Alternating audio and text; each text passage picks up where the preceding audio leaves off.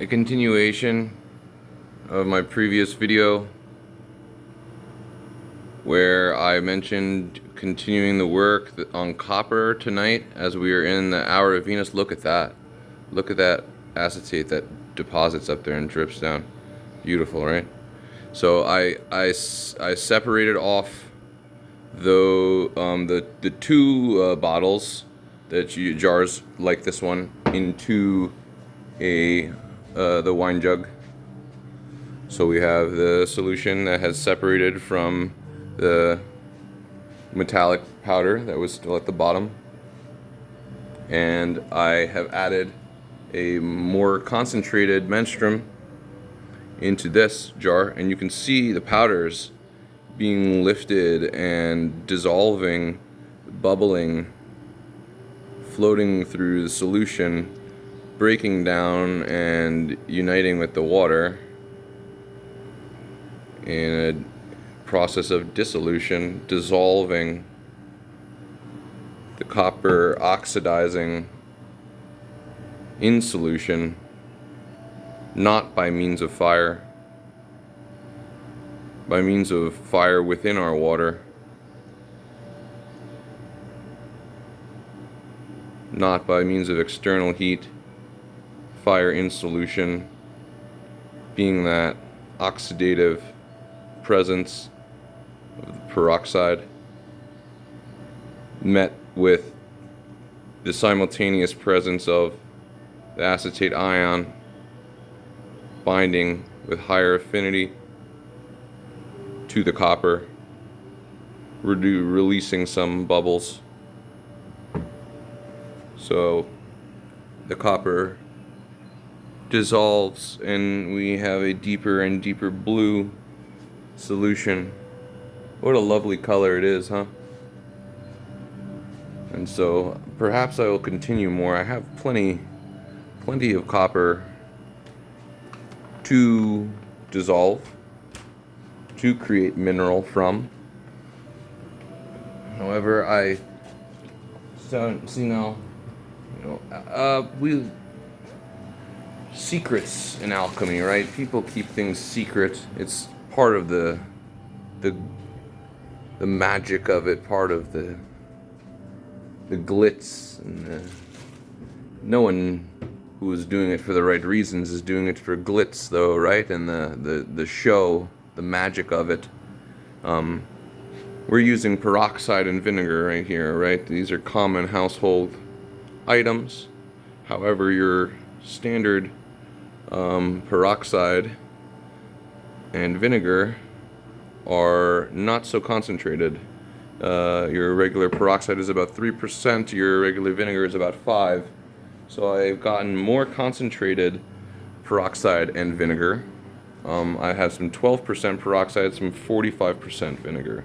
So that saves us a little bit of time by having our volumes be a little bit more concentrated, so we don't have as much water to deal with. So there's not as much evaporation that needs to take place. So that helps us out a little bit, right? Because we want to get the mineral formed into a crystal like this for eventual dry distillation, which is something I'm very excited about doing. I have not attempted a first dry distillation yet. I'm still acquiring all the proper glassware in order to do so, and I'm doing these things as slowly as need be because we don't want to rush anything in this path. Now, this is something interesting. In my last video, I had shown this in not my last video, the one before that, the first acetate path video that I made. I showed this solution in a smaller jar, right? And I tried heating it, man. I tried adding more vinegar and more peroxide, and this is still a muddy freaking mess. I don't know what happened in this, right? It's amazing. See, these are the interesting things about chemistry. It's like, sometimes stuff just happens and you're like, I don't know. There was quite a bit of copper oxide that I had calcined, that I had burned, oxidized in a pan from the metallic copper powder, and I put it in a jar and added the vinegar as I had done in previous jars, and normally you get the blue solution with maybe some unreacted copper or some copper 1 oxide still precipitated at the bottom. But this just turned into this horrible mess of rusty colored flakes and black deposits, and it's still bubbling. There's still stuff floating around in it. I have no idea what happened. It's a mess. I hope this jar isn't ruined. It was a good kimchi jar or something. But I may just burn this all off, just evaporate off all the fluid, oxidize it again, and see what kind of powder is left, see what I can work with, as opposed to just throwing it all out and wasting it, because we try not to waste as much as we can in our art. At least I do. I try not. There's enough waste in the world. There's enough.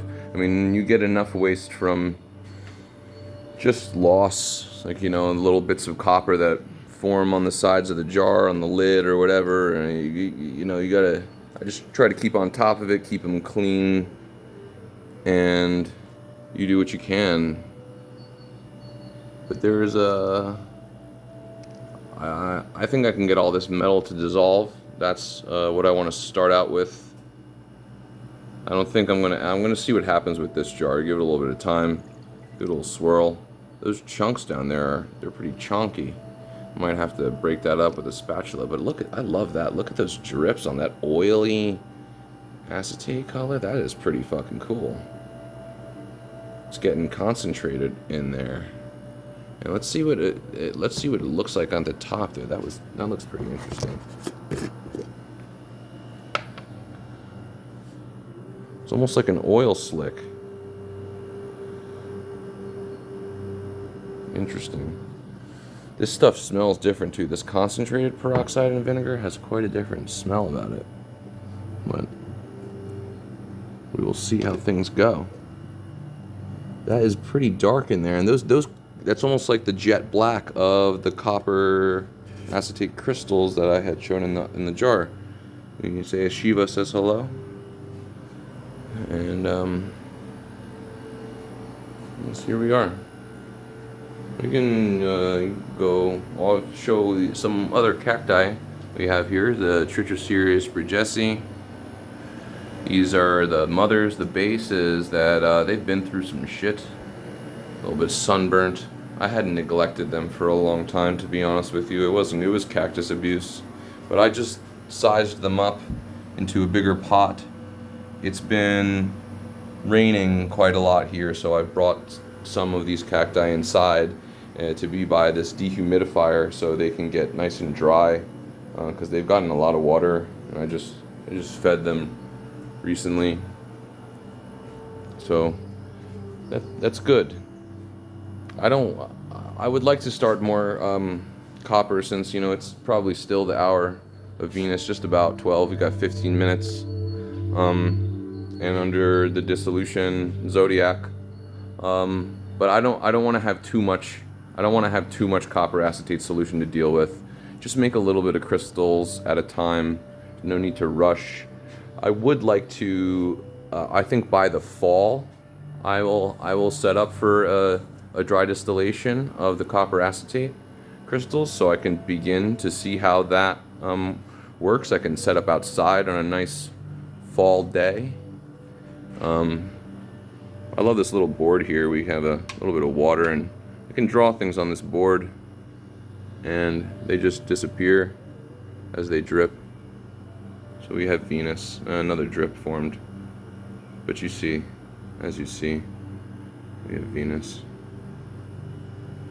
We have the alchemical sulfur.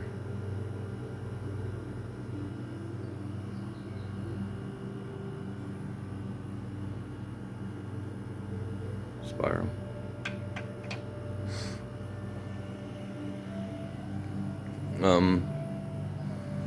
Yes, I would like to. I've been lazy about starting the ends as well, but now I have everything I need for an ends.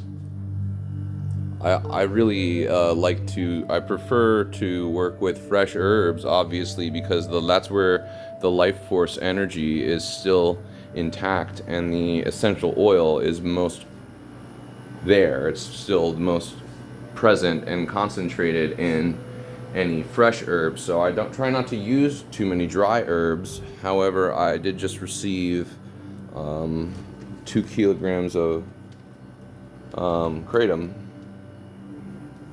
and so the ends is a great extraction for alkaloid.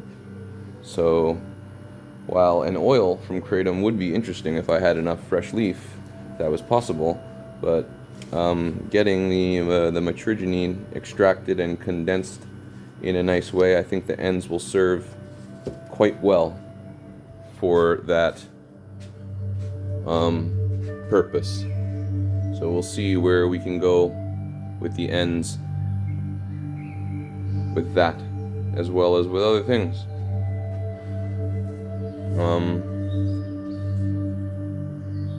Yes. This was just something I wanted to update. This video is getting a little bit long on its own now. I just wanted to show a little bit of that copper dissolution going on right now on July the 12th at almost 12 p.m. on a Monday. So yes, I hope anyone who's tuning in is enjoying this channel. Perhaps I know, alchemy is a strange, wonderful topic and land to explore. I hope perhaps some are inspired to try similar works themselves. Of course, I do not recommend trying anything dangerous, such as metallic work or poison path work. However, something as harmless as a rainwater distillation, for anyone who is interested, I would highly recommend collecting, fermenting, distilling your own rainwater as a study on the element of water. One of the most important substances on our planet, in this universe, and key to understanding yourself, the nature of the world. Meditate upon water. Meditate upon the fire, the earth which contains all, the air, the mercury, the sulfur, the salt. It's so simple. These principles will continue to unfold new teachings to you over and over as you sink deeper, as the wheel of alchemy turns, as the snake eats its tail and the dragon is born. New epiphanies will bestow themselves upon you as they have upon me, and will others. So, stay tuned, folks.